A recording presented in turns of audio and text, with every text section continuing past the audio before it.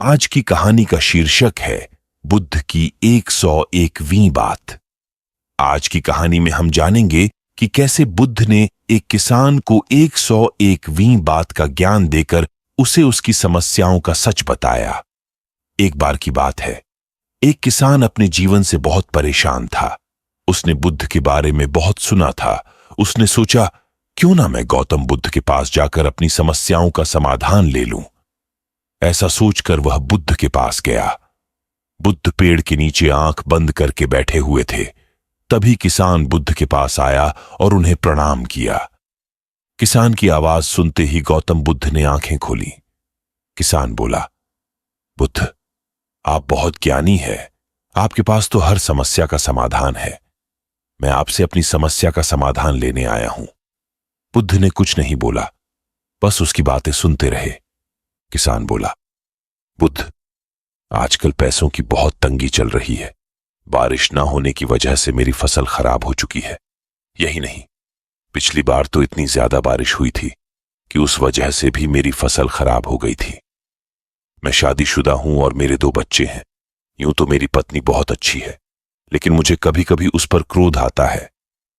मेरा मन करता है कि मैं उसे छोड़ दूं और बच्चों को देखकर भी मैं यही सोचता हूं, अगर यह ना होते तो अच्छा होता। लेकिन थोड़ी ही देर बाद मैं सोचता हूं कि मैं कैसा मनुष्य हूं जो अपने परिवार के बारे में ही इस तरह से सोच रहा है। मैं चाहता हूं मैं हमेशा सुखी रहूं, दुख मेरे आसपास भी ना आए। जीवन में बहुत ज्यादा समस्या है। किसान काफी देर तक बोलता रहा, जितना वह बोल सकता था उसने बोला। जब बोलते बोलते वह थक गया तो वह चुप हो गया। बुद्ध भी उसकी बातों को सुनते रहे। थोड़ी देर बाद फिर किसान बोला, बुद्ध, कब से मैं ही बोले जा रहा हूं और आपने कुछ नहीं कहा।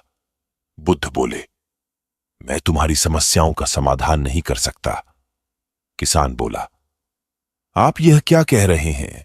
मैंने तो सुना था कि आप बड़ी से बड़ी समस्या का समाधान निकाल सकते हैं, लेकिन आपने तो साफ इनकार ही कर दिया। यदि आप मेरी समस्या का समाधान नहीं कर सकते तो फिर आपका बुद्ध होने का क्या फायदा?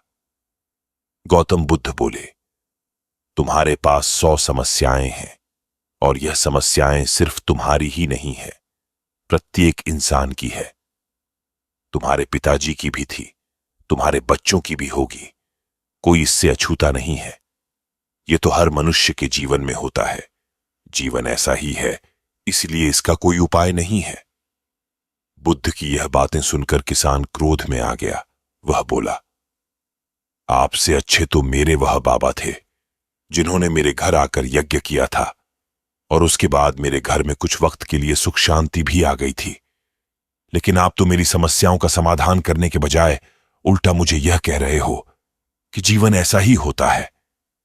गौतम बुद्ध बोले, क्या उन बाबा ने तुम्हें जीवन भर के लिए सुखी कर दिया? यदि ऐसा होता तो तुम मेरे पास यहां नहीं आते। सुख दुख एक दूसरे की परछाई होते हैं, इसलिए केवल एक चीज अकेले मौजूद हो नहीं सकती।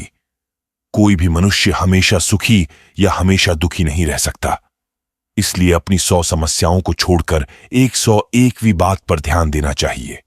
किसान बोला, यह 101वीं बात कौन सी है? गौतम बुद्ध बोले, यही बात कि मनुष्य 100 समस्याओं को समझ सके। किसान बोला, आप मुझे बताए इन 100 समस्याओं को कैसे समझे? गौतम बुद्ध बोले, सबसे पहले हमें अपने मन से यह विचार निकालना होगा कि हमें हमेशा सुखी रहना है और दुख से बच के रहना है, क्योंकि ऐसा संभव ही नहीं है। इसलिए मन की इस खींचातानी को छोड़कर अपने जीवन को सहज रूप से जीना होगा। सुख दुख को रोकना मनुष्य के हाथों में नहीं है, लेकिन सुख दुख से ऊपर उठना मनुष्य के ही हाथ में है। समस्याओं को गौर से देखो, ये आती है लेकिन स्थायी नहीं है। कुछ वक्त बाद यह अपने आप चली जाती है। समस्या समाधान साथ साथ चलते हैं। समस्या है तभी समाधान का भी महत्व है, और समाधान बिना समस्या के हो नहीं सकता। सब कुछ एक दूसरे से जुड़ा हुआ है। इसीलिए जो इस बात को जान लेता है वही अपना सहज जीवन जी सकता है। बुद्ध की बात सुनकर किसान समझ गया कि सुख दुख को रोकना असंभव है, लेकिन इसे समझकर अपनी जिंदगी को सहज रूप से जीना आसान है। किसान बोला, बुद्ध मुझे माफ कर दीजिए। मैंने आप पर क्रोध किया, लेकिन आज आपने मुझे यह 101वीं बात बताकर मेरा उद्धार कर दिया है। अब मैं जान गया हूं, जीवन की हकीकत यही है कि कोई भी समस्या ज्यादा देर तक नहीं टिकने वाली। इसके तुरंत बाद सुख है और उसके तुरंत बाद दुख है। किसान ने बुद्ध को प्रणाम किया और वह चला गया।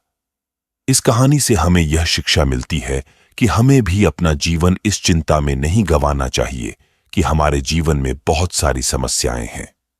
समस्याओं का समाधान भी वही व्यक्ति निकाल सकता है जो अपने जीवन को सहजता के साथ देख सकता हो।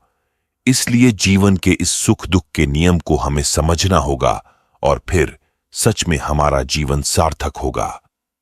उम्मीद करते हैं आपको गौतम बुद्ध की शिक्षाप्रद कहानी बुद्ध की 101वीं बात पसंद आई होगी।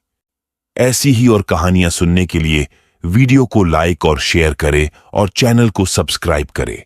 मिलते हैं कल की वीडियो में।